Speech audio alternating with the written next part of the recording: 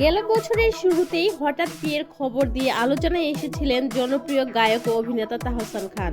Makeover artist রোজা আহমেদের সঙ্গে নতুন জীবনের সূচনা করেছিলেন তিনি। তবে বিয়ের 1 বছরের মধ্যেই সেই সংসার ভাঙন। জানা গেছে বিয়ের কয়েক মাসের মধ্যেই তাহসান ও রোজা আহমেদের সম্পর্কে টানাপোড়েন শুরু হয়।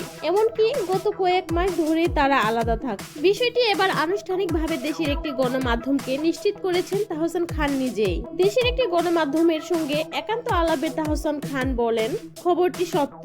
দীর্ঘদিন ধরে অর্থাৎ জুলাইয়ের শেষ থেকে আমরা বিচ্ছিন্ন এবং আলাদা থাকছি। সঠিক সময় এলে তখনই এই বিষয়ে বিস্তারিত বলবো। জানিয়েছেন এই মুহূর্তে ব্যক্তিগত জীবন নিয়ে প্রকাশ্যে কথা বলতে আগ্রহী ছিলেন না তিনি। তাহসান বলেন, ব্যক্তিগত জীবন নিয়ে প্রকাশ্য কিছু বলতে চাইনি, কিন্তু বিবাহ বার্ষিকী নিয়ে কিছু ভুয়া খবর দেখলাম, সে কারণে বলতে হচ্ছে যে আমরা এখন একসঙ্গে থাকছি না।